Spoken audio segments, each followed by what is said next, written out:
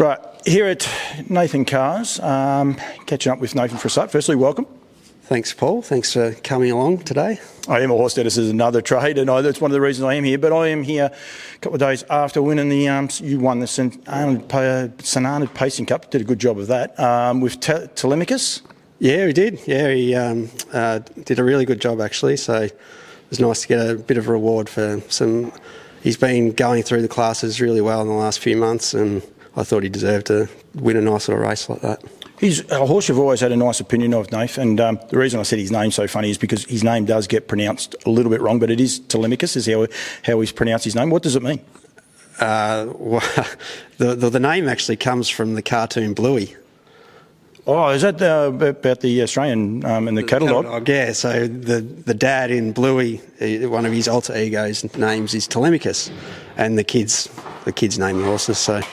yeah, that's where Telemachus comes from. Of course, Telemachus is a Greek, from Greek mythology, but yeah, the kids come up with the names from the kids show. Canberra's daughter Millie, she'll be happy with that because she loves that in New Zealand too. Yeah. They all like the show. Haven't actually seen it. It was a great win. Firstly, from that point of view, you did say, I saw a comment, or you said to me earlier that you didn't think you would find the front, but once you find the front around St Arnaud and you can reel out quarters like he can, he's always going to be very, very hard to beat. Yeah, well, that was sort of the plan. After his last win, prior to that, when he beat Operative Line at Ballarat, I sort of had that race in mind. He was going to have a freshen up because we were going away, and it just worked time-wise. That was going to be a nice race for him, and I just thought, given his rating and the gate speed that he's got, I thought, he'll get a good draw and he'll be hard to beat if he led at St Arnaud. And I probably didn't draw as well as I thought I would. Probably a few lower-rated horses ended up being in the race, which I didn't expect.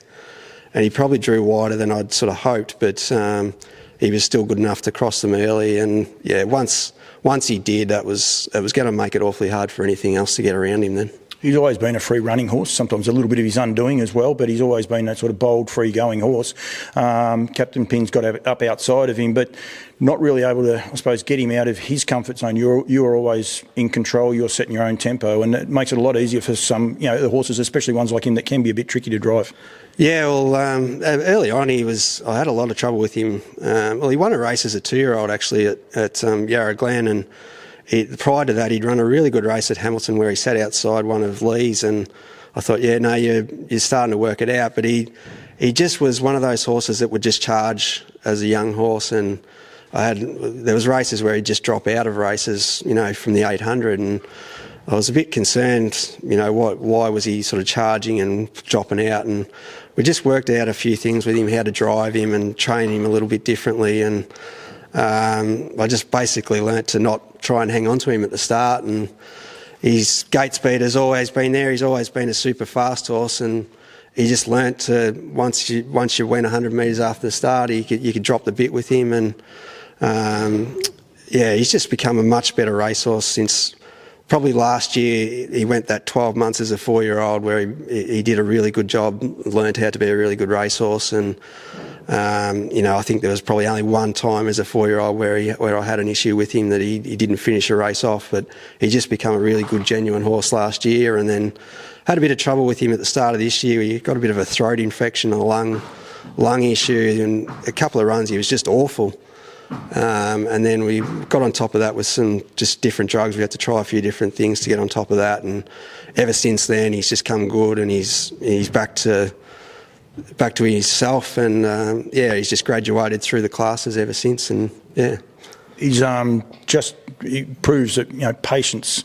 Sometimes you can be scratching your head, and I know a couple of times I came here and you're like stopping pulling for me and things. You were clutching at straws really, but it is sometimes a game of patience, and we forget in the industry, especially. I think a lot of people watch it from a TAB point of view, and they just say, well, he should win this race, and when they don't, they get labelled. But got to realise there's so many other things going on. Now he's won 11 races, and that would have snuck up on a lot of people. It snuck up on me that he's actually won that many. Yeah, and when you look at his record, I mean, I think he's placed, or top 3 in 60-something% of his starts. So, bar if you take out a couple of early runs as a 2-year-old and probably 3 or 4 runs as a 3-year-old, his whole career has been really good. Top 5 nearly all the time, and and then probably a few times where he hasn't run top 5, he's been in, the heats of the APG behind Acnow and Beyond Delight and things like that. And, he ran around in a Melton Plate last year and, didn't disgrace himself. But, he's always been a horse that I thought could get to a good level, but it's just taken that time to learn how to be a really good racehorse and get the strength to come with the speed that he's always had. What do you do with him now?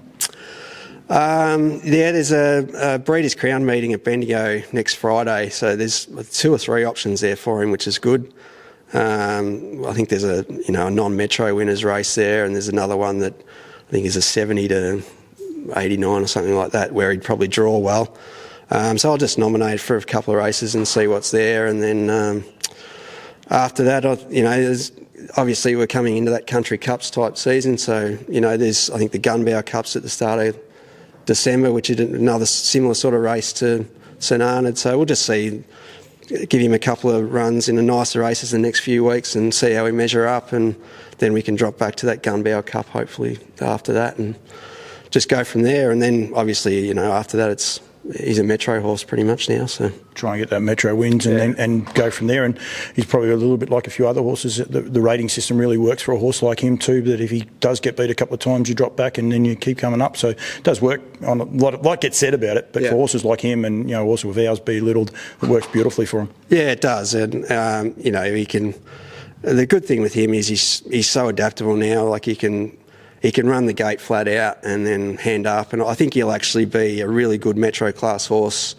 given that sort of situation where he can lead early and then hand up to a nicer horse and just get dragged along. I think that's really going to be his bread and butter once he gets down to that sort of class, that he'll be able to do that, and he'll be able to sit on any speed once he gets down there and still be able to finish off. And it takes a while to adapt to that sort of racing, and you see horses that go around for ages and ages in town that can't win, and then all of a sudden they win a couple in a row, and it just takes that little time to build up that strength of speed all the time racing in that sort of class. And that might be him, but that doesn't worry me. I own him myself. I can poke along and do that as much as I like now, and I don't have to answer to anyone about it. And have fun with him, and that's where the patience does play off, and you get it.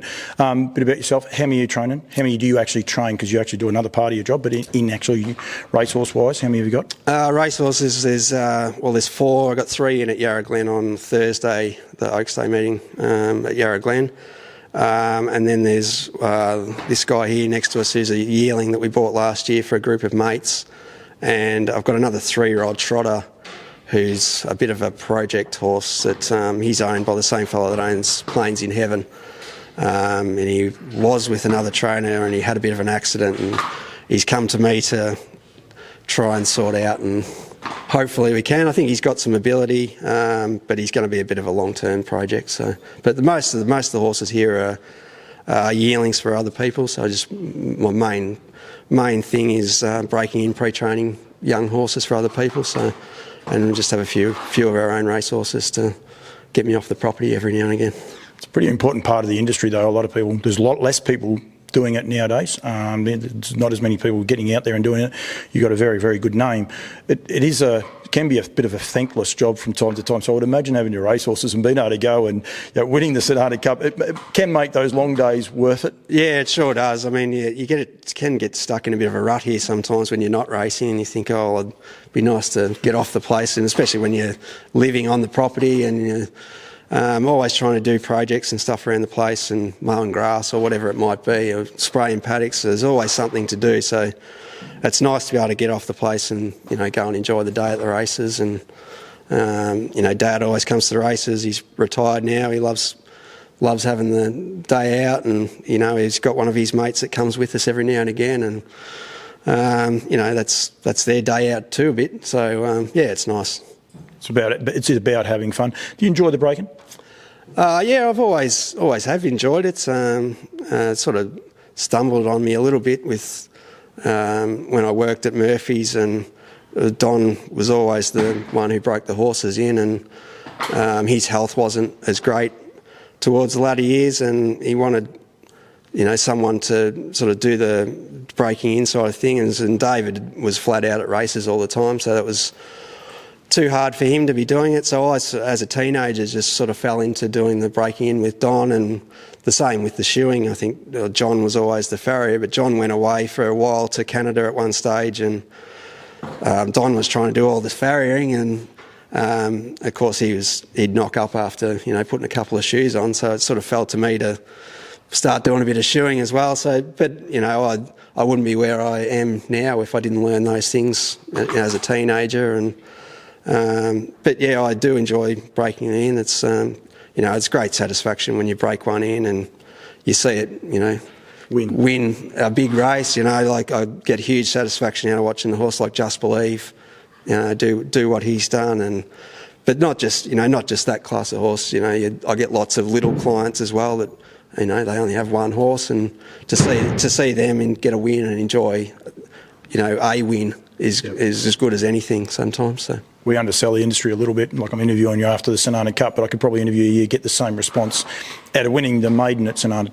Yeah, absolutely. I mean, you see the crowd there, and the locals that were there at St Arnaud the other day, and they just absolutely love going to the races and seeing their horses race. And the people that you see at the St Arnaud Trots are, they're not necessarily the same people you're going to see at the Melton Breeders' Crown meeting or something like that, but they still enjoy their horses. They just want to enjoy going to the races and having a win. And when you win a race, you've got to worry about what Bakes is going to ask you when he goes up with the microphone. It could be anything. Well, you're never quite sure what the people interviewing are asked. No, definitely not. No, thank you. Well done for everything you do, especially breaking and keeping the horses going around. I think, as I said, is a forgotten part about this industry. I think people just seem to think they rock up to the races and they're going to win when they want to. So TAB-centric, if you like. But well done yourself. Brocky's here behind as well. So I think you do a great job, mate. Congratulations on winning the St Arnaud Cup. Awesome effort. No worries. Thanks, Paul.